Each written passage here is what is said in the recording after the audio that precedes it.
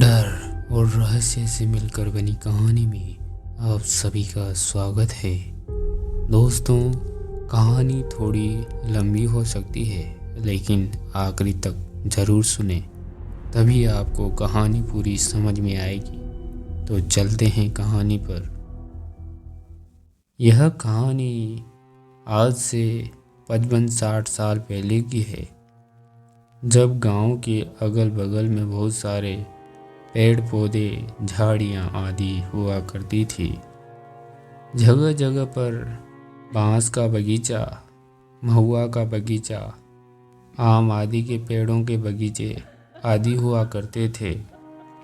गांव के बाहर निकलने के लिए कच्ची पगडंडियाँ हुआ करती थी, वह भी मूंज आदि पौधों से घिरी हुई थी। ऐसे समय में भूत प्रेतों, चुड़ैलों का बहुत ही बोलबाला था। लोगों को इन अनसुलझी आत्माओं के डरावने अनुभव हुआ करते थे। यहाँ तक कि ये रोए खड़े कर देने वाली आत्माओं के कुछ नाम भी हुआ करते थे। इनके काम या रहने की आदि जगहों पर रखे जाते थे, जैसे पंडित जी के श्रीफल पर चुड़ैल, नेटुआ वीर बाबा, बड़की बारी वाला भूत, बंसवाड़ी की चुड़ैल, सारंगी बाबा, रक्त पियनी चुड़ैल, नरह डूबनी चुड़ैल, प्यास न मरी चुड़ैल आदि। तो आइए आप लोगों को उस चुड़ैल से मिलवाता हूँ, जो एक आम के बगीचे के कोने में स्थित एक बांस की कोठी में रहती थी। यह कहानी जिस समय की है, उस समय बहिरू बाबा गबड़ू जवान थे।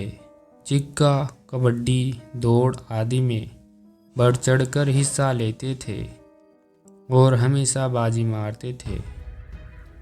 अरे भाई, कबड्डी खेलते समय अगर 3-4 लोग भी उन्हें पकड़ लेते थे तो सबको खींचते हुए बिना सांस तोड़े बहिरू बाबा लाइन छू लेते थे। बहिरू बाबा के घर के आगे लगभग 200 मीटर की दूरी पर उनका एक खुद का आम का बगीचा हुआ करता था, जिसमें आम के लगभग 15-16 पेड़ थे। और इस बगीचे के एक कोने में बांस की एक कोठी भी थी, जिसमें बांस की 3-4 कोठियाँ थी।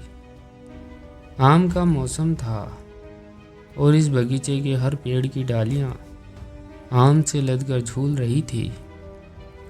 दिन में बहिरू बाबा के घर का कोई व्यक्ति दिन भर इन आमों की रखवाली करता था, पर रात को रखवाली करने का जिम्मा बहिरू बाबा का था। रात होते ही बहिरू बाबा खाने पीने के बाद अपना बिस्तर और खाट उठाते हैं और सोने के लिए इस आम के बगीचे में चले आते हैं। एक रात बहिरू बाबा बगीचे में अपनी खाट पर सोए हुए थे, तभी उनको बांस के तरफ से कुछ आहट सुनाई दी। बहिरू बाबा तो जग गए, पर खाट पर पड़े पड़े ही अपनी नज़र बांस के बगीचे की ओर घुमा दिए। उनको बांस वाड़ी के कुछ बांस हिलते हुए नज़र आ रहे थे, पर हवा ने बहने की वजह से उनको लगा कि कोई जानवर बांसों में घुसकर अपने शरीर को रगड़ रहा होगा और शायद इसकी वजह से ये बांस हिल रहे थे। इसके बाद बहिरू बाबा उठकर खाट पर ही बैठ गए और अपनी लाठी संभाल लिए। अभी बहिरू बाबा कुछ बोले, इसके पहले ही उन्हें बांसवाड़ी में से एक औरत निकलती हुई दिखाई दी। उस औरत को देखते ही बहिरू बाबा की सांसें तेज हो गई और वे लगे सोचने, इतनी रात को कोई औरत इस बांसवाड़ी में क्या कर रही है? जरूर कुछ गड़बड़ है। अभी वे कुछ सोच ही रहे थे कि वह औरत उनके पास आकर कुछ दूरी पर खड़ी हो गई। बहिरू बाबा तो हक्का बक्का थे, उनके मुंह से आवाज़ भी नहीं निकल रही थी, पर कैसे भी हिम्मत करके उन्होंने पूछा कि तुम कौन हो? और इतनी रात को यहाँ क्यों आई हो? बहिरू बाबा की बात सुनकर वह औरत बहुत ज़ोर से डरावनी हंसी हंसने लगी और बोली, औरत हूँ और इसी बंसवाड़ी में रहती हूँ। बहुत दिनों से मैं तुमको यहाँ सोते हुए देख रही हूँ और धीरे धीरे मुझे अब तुमसे प्यार हो गया है। मैं सदा तुम्हारी होकर रहना चाहती हूँ। बहिरू बाबा को अब यह समझते देर नहीं लगी कि यह तो वही चुड़ैल है जिसके बारे में लोग बताते हैं कि इस बगीचे में बहुत साल पहले घुमक्कड़ मदारी परिवार आकर लगभग 3-4 महीने रहा था और एक दिन कुछ लोगों ने उस मदारी परिवार की एक 10-12 साल की बालिका को इसी बसवाड़ी में मरे पाया था और मदारी परिवार वहां से अपना बोरिया बिस्तर लेकर भाग चुका था और वही बालिका चुड़ैल बन गई थी क्योंकि उसकी हत्या गला दबाकर की गई थी। बहिरू बाबा अब धीरे धीरे अपने डर पर काबू पा चुके थे और उस चुड़ैल से बोले कि तुम ठहरी मरी हुई आत्मा और मैं जीता जागता इंसान, तुम बताओ मैं तुमको कैसे अपना सकता हूँ। बहिरू बाबा की बात सुनकर वह चुड़ैल थोड़ा गुस्से में बोली कि मैं कुछ नहीं जानती, अगर तुम मुझे ठुकराओगे तो मैं तुम्हें मार डालूंगी।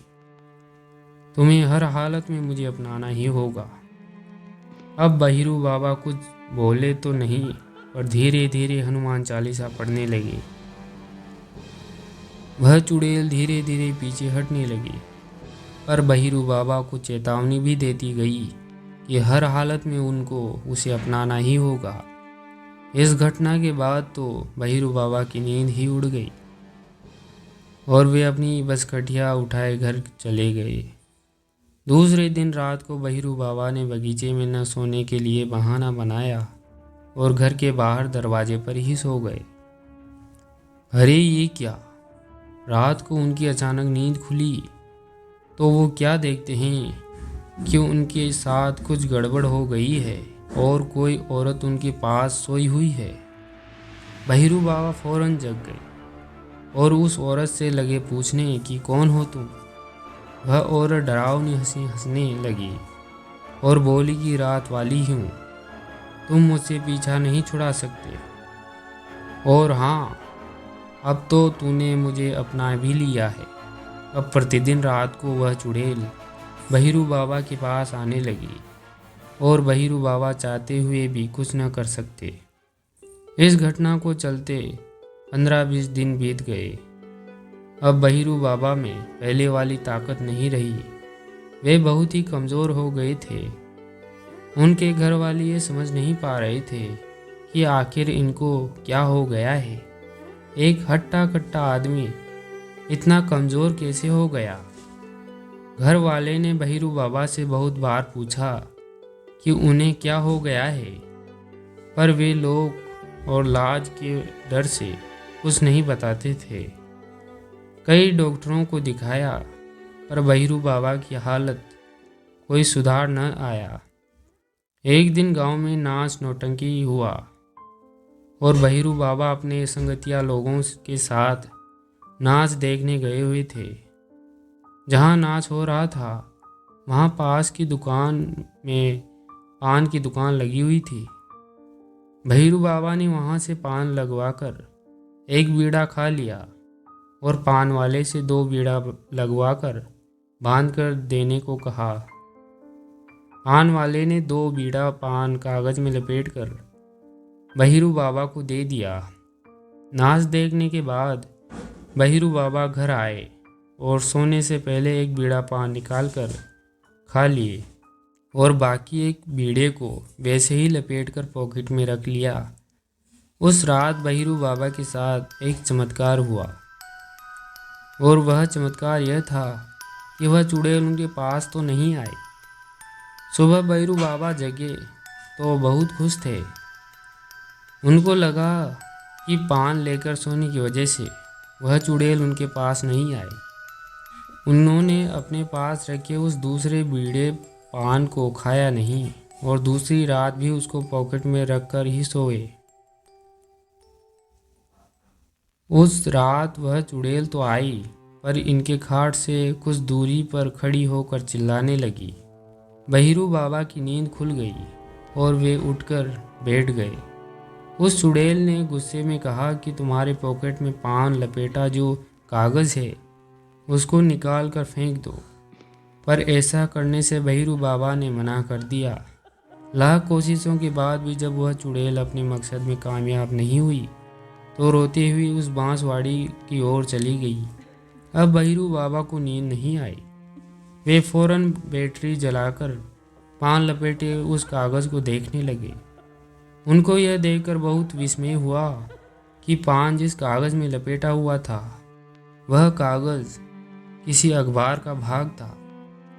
उसमें हनुमान यंत्र बना हुआ था। अब बहिरू बाबा समझ चुके थे कि पान की वजह से नहीं, अपितु हनुमान जी की वजह से उन्हें इस दुष्ट चुड़ैल से पीछा मिल गया है।